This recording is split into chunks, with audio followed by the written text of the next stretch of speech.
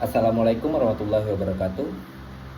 Alhamdulillahirabbil alamin wassalatu wassalamun ala asrofil anbiya'i wal mursalin sayyidina wa habibina Muhammadin wa ala alihi washabihi ajmain.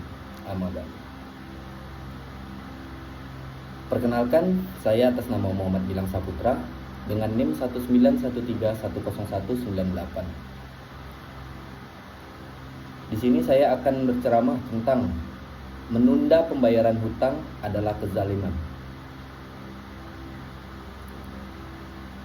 Kaum muslimin dan kaum muslimat yang dimuliakan oleh Allah Subhanahu wa taala, fenomena kaum muslimin yang hidup pada masa sekarang, masa di mana Allah membukakan pembendaharaan bumi menjadi kekayaan bagi manusia, sehingga semua orang tergiur untuk bisa merasakan keindahan hidup di dunia.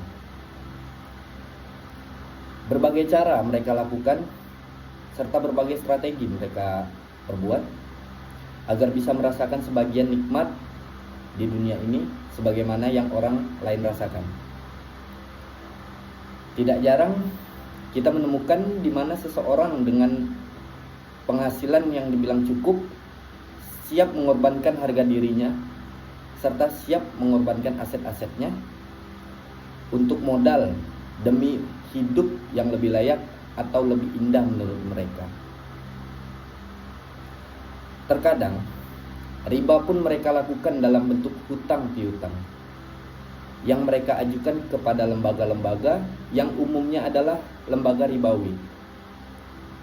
Siapa yang mengajarkan kita seperti itu? Kita sebagai seorang muslim yang menjadi panutan dan menjadi teladan kita ialah Rasulullah Sallallahu Alaihi Wasallam. Kapan Rasulullah Sallallahu Alaihi Wasallam pernah melakukan hutang piutang? Adakah riwayat yang menjelaskan bahwa beliau pernah berhutang untuk membangun rumah? Atau beliau berhutang untuk membeli kendaraan? Atau hanya sekedar untuk bersenang-senang? Apakah ada? Beliau memang pernah berhutang, tapi lihat kapan beliau berhutang. Sallallahu Alaihi Wasallam membeli makanan dari seorang Yahudi dengan pembayaran di hutang, dan beliau menggadaikan baju besi beliau kepada penjual makanan tersebut. Matafil ilaih. Ini berarti jual beli yang tidak tunai dengan cara hutang. Tapi makanan yang beliau beli dan kapan lagi beliau berhutang, yaitu ketika membeli dari seorang Yahudi unta untuk berjihad fisabilillah. Beliau membeli kendaraan untuk kebutuhan yang sangat urgent, yaitu menjaga dan mengembangkan agama Allah Subhanahu wa taala. Ini tuntunan kita. Adapun gaya hidup, lifestyle hidup seperti sekarang ini, dari kebutuhan yang luks pun didapatkan dengan hutang. Ini gaya hidup orang-orang non-muslim yang negara. Kita sebagai seorang muslim mempunyai gaya hidup sendiri. Tidak gampang diombang-ambingkan dengan melihat gaya hidup orang lain. Kita baru boleh berhutang bila menutupi kebutuhan yang sangat penting, seperti itu. Kemudian, berhutang juga punya adab. Wahai muslimin dan muslimah yang memang harus memenuhi kebutuhannya dengan cara berhutang, Rasulullah mengingatkan, orang yang mampu membayar hutangnya lalu menunda-nunda, ini adalah sebuah kezaliman. Hadis riwayat Bukhari. Bila Anda berhutang dan memiliki kelapangan, secepatnya dibayar hutang tersebut. Rasulullah Shallallahu Alaihi Wasallam berlindung dari hutang ini.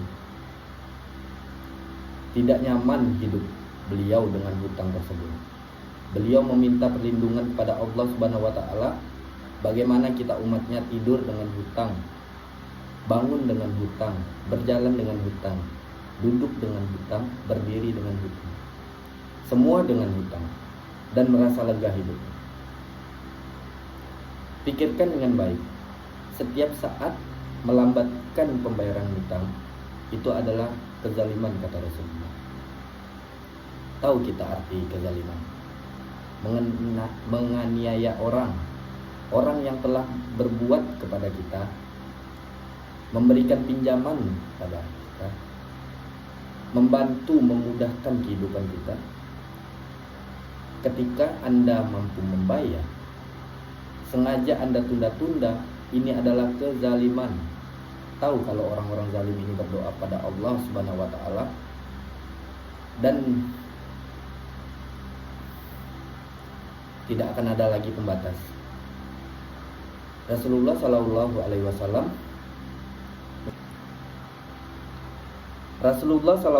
Wasallam mewanti-wanti kita agar jangan sampai menzalimi orang yang bila dia berdoa pada Allah maka akan langsung dikabulkan doanya. Apa jadinya Anda bila orang-orang yang Anda tunda pembayarannya dengan sengaja, padahal Anda mampu berdoa pada Allah, karena merasa sempit hidupnya, dia butuh uang di saat itu dalam keadaan butuh sekali, lalu tertahan karena di tangan Anda dan Anda mampu membayar namun belum Anda bayar, dengan tanda lain menunda. Bagaimana jadinya jika dia berdoa pada Allah? Sampai dalam syariat, bila seorang yang telah diingatkan akan ancaman Allah dengan yang gaib ini belum lagi merasa berhenti dari menzalimi orang-orang yang telah berbuat baik, ini adalah ancaman lain, yaitu boleh nama baiknya dicemarkan, dimasukkan ke dalam daftar hitam agar kaum muslimin tidak dizalimi juga oleh orang ini.